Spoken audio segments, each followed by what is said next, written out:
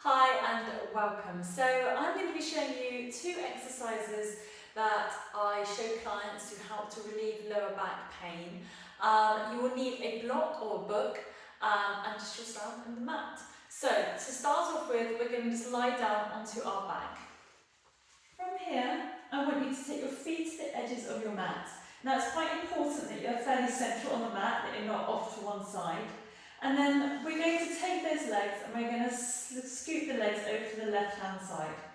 So sliding to the left. From there, take the top leg. You're going to walk that leg back. Now if you look down your leg, you'll be able to see the knee is in line with the hip is in line with the shoulder, and we take the right arm up above us. From here, you're going to take some nice deep inhales and exhales. The purpose and the reason why this actually works is we're opening up the hip flexors. The hip flexors do have a tendency to create a tight band that runs around to the back. And when we experience lower back pain, that's what is normally happening, is that our hip flexors are shortened. This is quite common if you sit at a desk or you sit in a truck or anything like that, so sitting in a car, anything like that can really shorten those hip flexors, creating this back pain that we experience. So take a deep breath in. Exhale, and imagine that as you're inhaling and exhaling, you're inhaling into that hip area, and as you exhale, you're allowing the knee to soften and releasing and relaxing down. You can stay here between 30 seconds up to a couple of minutes, whatever feels good for you. From here, you roll it back out, take it back in. You may need to just realign yourself, just readjust yourself a little bit here, and then take those feet back out to the edge of the mat, and we're going to repeat the process again. So going to the other side, release, take the left leg back this time, so wiggle it all the way back, look down the leg, looking down, so showing the knee is in line with the hip and the shoulder, taking the left arm back, relaxing in the right arm. Deep breath in, and exhale out. Again, we will hold this stretch between 30 seconds to a couple of minutes, whatever feels good here. Allow your glutes to also relax. Sometimes we have a tendency to hold on tight into the glutes. So just be really mindful of that and nice and controlled. Breathe. And exhale. As I say, you can stay here a little bit longer if you wish to. Otherwise, we're going to roll it back up. Come back to centre. Bring the feet back in. Okay, so our next exercise we're going to do is we're going to grab our block or book. Now you have a couple of options here. Most people will start off in this position 1, okay, so the book's nice and flat, the block's flat. Then position 2, you can have it a little bit higher. This is quite a nice one, a lot of people will sit into this one quite comfortably. And the very highest point, which is number 3, I won't be showing this one today, but this is another option. This is totally for those who are super flexible, and to be honest, if you're experiencing low back pain, you're not likely to be at this position anyway. So we're going to work in block 1 and block 2 positions. So take your feet towards your bottom, you're going to come up into your tippy toes, and then you're going to push the bottom up just enough that you can place the block underneath the back, okay? And it kind of sits somewhere near sort of lower back and the upper part of the glute, okay?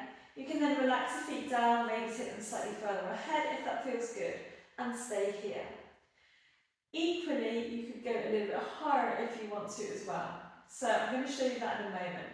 But while you're in this position, if this feels comfortable enough for you, stay here. And I want you to think about your shoulders. If you're broadening the shoulders, if you've been finding it kind of close in, broaden them out. You can take your arms into a cactus position, which will help to open up the chest as well while we're here. And again, taking some nice big inhales and exhales. What you will also notice in this stretch, it's more of a supportive stretch, but what you're going to notice is it allows the stomach muscles to soften. Very rarely are we, even if you don't think you engage your core, very rarely are we not engaging the core because of our standing. So even in standing position, we're using our core muscles. So you're going to find that the tummy will soften and relax and release. As I said before, the other option is position 2.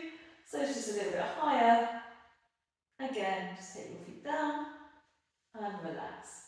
You'll see I'm not trying to force this position, I'm not trying to force the pose. It should feel really, really comfortable, super supported, sort of thing you could do in front of your TV while you're watching TV. And from here, this is the only difference. Position 1 is a little harder to do, but position 2, because you're here, you can move through the fascia a little bit. So you can just slide the hips sideways, and you're going to feel the skin underneath your back move.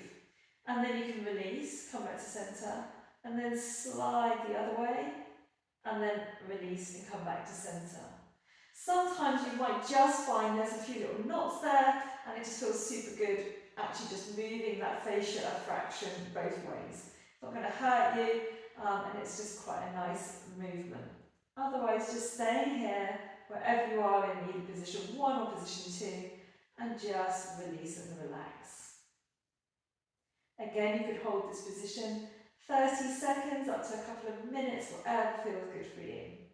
To come out of this position, we walk the feet back slowly, push into the toes enough that you can just about move the block. Now, from here, starting from the top of the spine, you're going to roll down through the spine. It is going to feel like forever to come back down to the floor.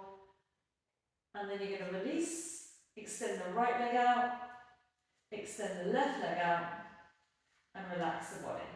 Again, you can have your arms out in cactus, or perhaps into Shavasana, arms out to the side, that feels good here. I'm going to take a cactus position, and just take a couple more deep breaths, inhale, and exhale.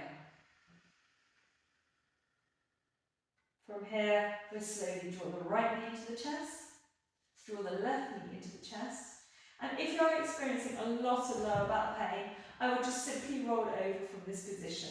So I'm going to take my right arm alongside my head, roll over, and then use my left hand, push up, and come to seated.